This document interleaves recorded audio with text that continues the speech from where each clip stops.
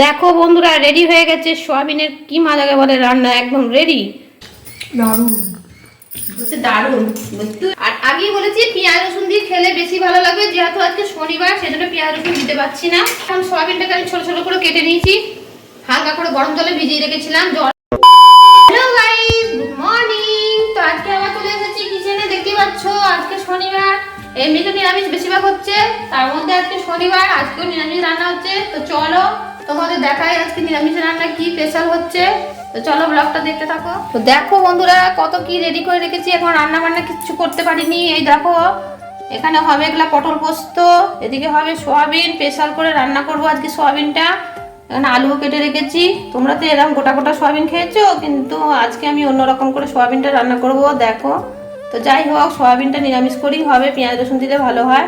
তার একদিনকে আমি তোমাদের পেঁয়াজ রসুন দিয়ে রান্না করে ভালো করে দেখাবো। আর এখানে সব কিছু রেডি করে রেখেছি মশলাপাতি, এই যে আদা জিরে লঙ্কা সব এখন বাটনা হবে।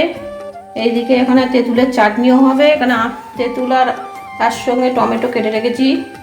এই যে চিনিও রেখে দিয়েছি, চিনি ছাড়া একদম বাঙালিরা বাঁচে না। তো দেখতেই পাচ্ছ এখানে পোস্ত রেডি করে রেখেছি, গরম মশলা তো অবশ্যই করে দেবে। আর এখানে নুন তেল ঝাল মশলা যেটুকু লাগে সব কিছু রেডি করে রেখেছি। তো চলো এখন ঝটপট করে রান্না করে নেওয়া যাক, আর তোমাদের দেখাবো স্পেশাল স্পেশাল রান্না। তো যে যে খাবে সে আমাদের বাড়িতে চলে আসো। তো বন্ধুরা তোমরা দেখতেই পাচ্ছ এখন সোয়াবিনটাকে আমি ছোট ছোট করে কেটে নিয়েছি, হালকা করে গরম জলে ভিজিয়ে রেখেছিলাম, জলটা ঝরিয়ে আমি ছোট করে কেটে রাখলাম। এরপরে দেখো মিক্সিতে দিয়ে ফেলেছি, মিক্সিতে এইভাবে করে এখন পেস্ট করছি। তারপরেই রান্না করব কি না সোয়াবিন, আর আলুটা ওদিকে একটু ভাপিয়ে নিচ্ছি। তো চলো রান্না করে নিই ঝটপট করে। সোয়াবিন আর পটল পোস্ত চেপে গেছে। তো চলো রান্না করার পর তোমাদের দেখাবো, বাড়ির লোক সবাই বলবে খেয়ে দিয়ে কেমন হয়েছে। তো বন্ধুরা দেখো এখন সোয়াবিনটা পেস্ট করে নিয়েছি, দেখো খুব সুন্দর লাগছে দেখতে। আর এই দেখো আলুটা একটু সেদ্ধ টেদ্ধ করে নিয়েছি। তো এখন সোয়াবিন চাপবে, আর এখানে পটল পোস্ত হয়েই গেছে প্রায়, চাটনিও বসে গেছে, ভাতও হয়ে গেছে। তো চলো ঝটপট করে রান্নাটা করে নিই, আর তোমরা দেখো, আর যারা খাবে তারা বলবে রান্না কেমন হয়েছে, নিরামিষ রান্না। তো চলো তেল ছেড়ে দিচ্ছি, দেখতে পাচ্ছ। এরপর কি দেবো, এরপর এই ফোড়নগুলো দিয়ে দেবো। তেজপাতা দিয়ে শুকনো লঙ্কা সব ফোড়ন দেওয়া হয়ে গেল, তেলটা একটু ভালো করে গরম হয়ে যাক। এরপর আমি আলুগুলো ছেড়ে দেবো।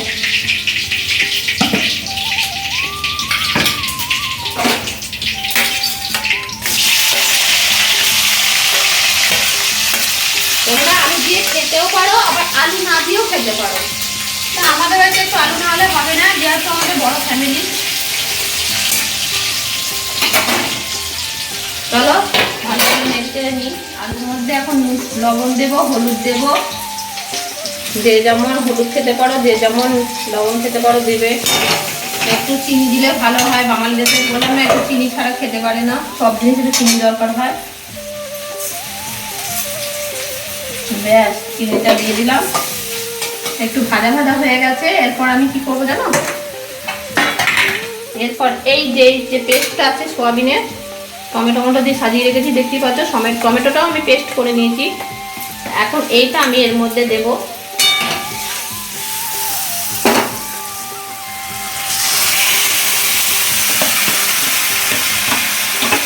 এটা হচ্ছে সোয়াবিনের পেস্ট,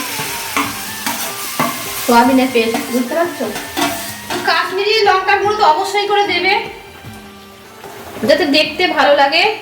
আর আগেই বলেছি পেঁয়াজ রসুন দিয়ে খেলে বেশি ভালো লাগবে, যেহেতু আজকে শনিবার সেজন্য পেঁয়াজ রসুন দিতে পারছি না। তো এইটা কি তোমরা পেঁয়াজ রসুন দিয়ে গরম মশলা দিয়ে রান্না করবে, আর গরম গরম ভাতে একদম সোয়াবিনের কিমাটা রান্না করে খাবে, দেখবে দারুণ লাগবে গরম ভাতের সঙ্গে। এইদম যদি তরকারি হয় তোমাদের মাছ মাংস লাগবে না।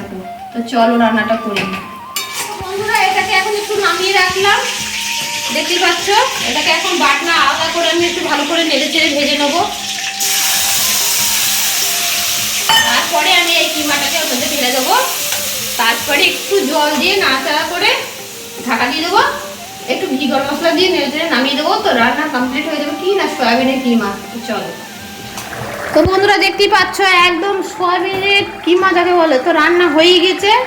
এখন কি দেবো জানো এর মধ্যে, এখন দেবো ঘি, আর এই দেখো গরম মশলা আর ঘি দেবো। তো চলো ঘি দিই, সবাই খেতে বসে পড়লো মনে হয়।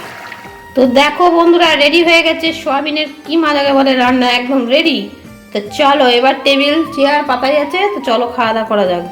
তো বন্ধুরা আমার রান্না পুরো কমপ্লিট হয়ে গেছে, দেখতেই পাচ্ছ। এখানে ভাত রেডি হয়ে আছে, আর এখানে সয়াবিনের স্পেশাল রান্না করেছি যেটা, সেটাও রেডি হয়ে আছে। আর মধ্যে পটল পোস্ত হয়ে আছে, চাটনি হয়ে আছে। তো দেখতেই পাচ্ছ সব রান্না কমপ্লিট হয়ে গেছে। তো এখন এবার খাওয়া দাওয়া করি। তো চলো দেখি রান্নাটা কেমন হলো, বাড়ির লোক কি বলে। তো চলো। তো আমার পরিবারের লিটিল ফ্যামিলি যাকে বলে, তো এখন খাওয়া দাওয়া চলছে। তো এতে জিজ্ঞেস করি রান্নার রেসিপিটা সোয়াবিন কিমা কেমন হয়েছে। কি গো কেমন হলো? সুন্দর আছে, নতুন রেসিপি, ভালোই লাগছে। ভালোই লাগছে, খুব সুন্দর লাগছে। দারুণ বললো, রান্নাটা ভালোই হয়েছে বলছে। এবার যার জন্য রান্না স্পেশাল, এই যে আমার মেয়ে এখন খায়নি, খেতে শুরু করেনি, তো ওদেরকে জিজ্ঞেস করবো কেমন রান্না, খেয়ে দেখো সোনামা কেমন হয়েছে। দারুণ বলছে, দারুণ। তো এটা যদি আবার পেঁয়াজ রসুন দিয়ে রান্না হয় আরো সুন্দর লাগবে। তা আমার ছেলে তো আগেই বলে দিয়েছে খুব সুন্দর রেসিপি একটা রান্না হয়েছে, মা আমাকে মাঝে মাঝে ইউটিউবে দেখে এটা। তো চলো খাওয়া দাওয়া করি। এবার আমি লাস্ট তোমাদের বলবো কেমন রান্না হয়েছে। এখানে তো আমি রান্না করেছি, তো এখন আমার ভালো নাও লাগতে পারে। এরা হয়তো আমাকে বলছে ভালো লাগছে রান্নাটা, জানি না কেমন লাগছে, খেয়ে দেখতে হবে। তো বন্ধুরা সবাই খাওয়া হয়ে গেল, তো এবার আমি খাবো। তো দেখো আমার থালাটাকে আমি নিজেই সাজাই, কিরকম সুন্দর করে সাজিয়ে নিয়েছি। তোমরা দেখো কাঁসার থালায়, কাঁচে কি থাল পেয়ে গান আছে, সেটাই আমি তোমাদের বলছি। দেখো কেউ কাঁসার থালায় আমি গান সাজিয়ে, মানে খাবারটা সাজিয়ে দিয়েছি, গান বলছি। তো গান সাজিয়ে থালা সাজিয়েছি। তো এ দেখো কী কী আছে এখানে। এই দেখো সেই সোয়াবিন, এখানে পটল পোস্ত, বেগুন ভাজা, আলু ভাতে, চাটনি, আর গরম ভাতের মধ্যে ঘি নিয়ে নিয়েছি। তো চলো এবার খাওয়া দাওয়া করি। তো স্পেশাল রান্না তো আমি আজকে এটাই করেছি, তো সোয়াবিনটাই আগে দেখি।